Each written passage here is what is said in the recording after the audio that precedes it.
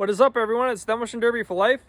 I'm here going to do an aftermath video on the van, guys. I had a blast with this thing, guys. I ended up taking 4th place out of 17.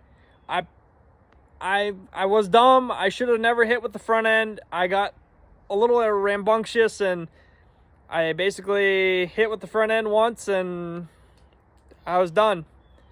I don't think this van will run again because of what happened to it, but I'll kind of dig into it. But I think she's junk from what happened, but for the most part, maybe, I don't know, it's not good. But you guys ready to see? She does have a different paint job. I never really did an update video on that or anything like that. So this was the van that ran in Hutchinson. I basically just painted everything black and then my little bit of green. But as you can see, she's pretty used and abused.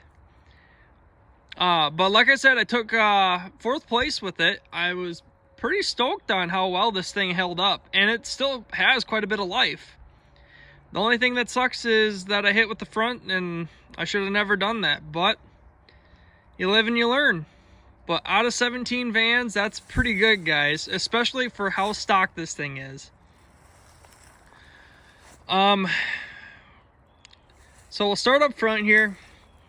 As you can see, I hit with the front once. I got hit in the front once, but I hit with the front once, and she basically flattened in, V'd in, hit the motor, it stalled it, and I could not get it started. If you can see here that the belt shredded off. So I think somewhere during the Derby, the belt came off, and basically I had no charging system. So once that happened, I ended up losing charge on my battery, and once I stalled, I couldn't get it restarted. I think if I would have got it restarted, we would have been golden, guys, but she kind of sucks, but so be it. Someone did comment to put a filler neck in the system, otherwise that would happen. The pressure built up so much that it exploded, but at the time I didn't really know that, but I do now. And frankly, oh well. I mean, the motor ran fine for the most part, and I knew I was running on limited time with the hose being gone, so that's why I ended up hitting with the front just to see what would happen. And I kind of regret doing that now, but you live and you learn. The motor did shift back once this hit, and it ended up cracking the transmission, I think. You can see there's a good sized puddle down here. I don't know if this is repairable or if it's junk. I have to kind of dig into it. If it's not repairable, this van will get scrapped. I don't know if it broke or if it's just a minor leak or something that I can patch, but I think she is junk. But this thing did fire right back up once I got a different battery into it. You can see that the struts are a little lent over on this side, and for sure on this side, but it ended up holding out. I didn't pop any tires in the front, so it worked out in the end. Honestly, I think I'm going to scrap this thing just because the front frame is junk. I would like to try to find a different van, and I'm going to continue to run vans, guys. I had such a blast. My buddy was supposed to run that thing, but the motor is junk. It locked up in that, so we're kind of out of luck with it. So we might try to see if we can find something to put into it, or scrap it, but we'll see. It's kind of kind of a toss-up right now. Fender is starting to rip off, no big deal. This door didn't even get touched. This side, actually, I've rarely got touched on this side. I ended up refixing the 9 wires, or the straps, pulled the door out, and then stuck it forward enough, and then tied everything together here and here. Put an extra wire there.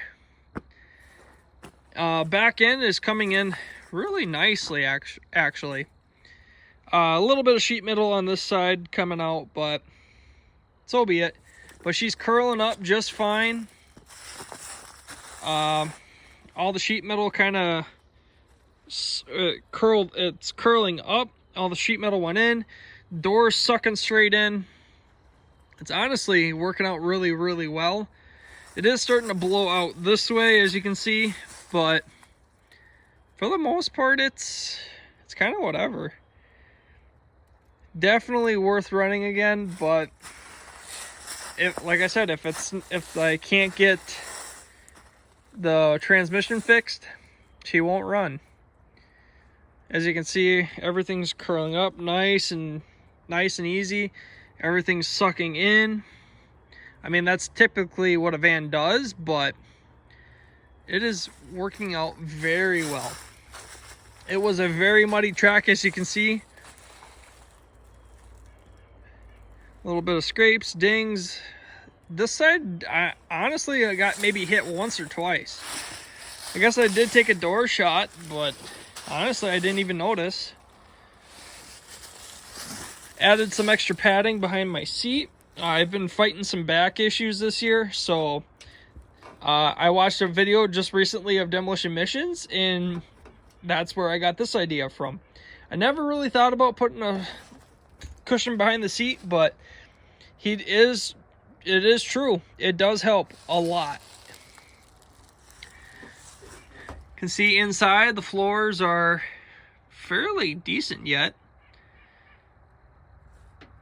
It is starting to buckle over there.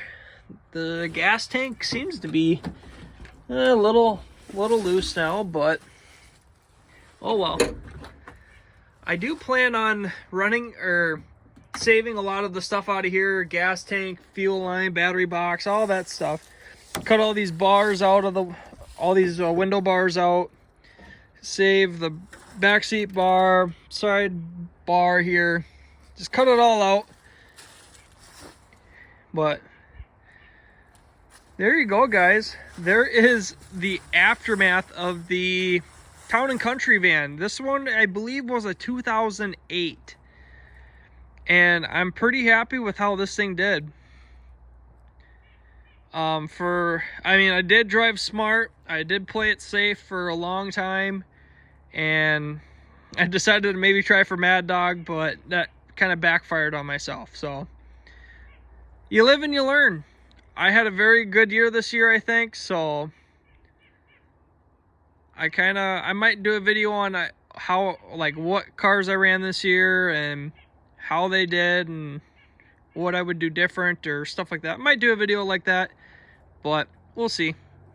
But there you go, guys. There is an aftermath video of the Town & Country van. Definitely not the greatest vans out there, but she sure held up. Something I did notice, I didn't have very good traction out there, but the guys that did have like skid loader tires, a lot of those guys broke their CV axles. So I think running stock tires on these vans is the best way to go. Or at least mud tires, but like small DOT. I believe putting heavy skid loader tires is a bad idea, because you have that much more weight on the axles, and trying to get those tires to rotate fast, it just rips the CV axles out. So in my opinion, I believe running stock tires, or at least something with very minimal weight and tread and stuff, helps. And I had these out here and I had no issues. I mean, it wasn't the fastest one out there, but she held up. But thank you guys for watching my videos. I appreciate it. Hope you guys enjoyed the video. Don't forget to hit the like button, subscribe button if you're new to this channel, and we'll catch you guys all in the next video.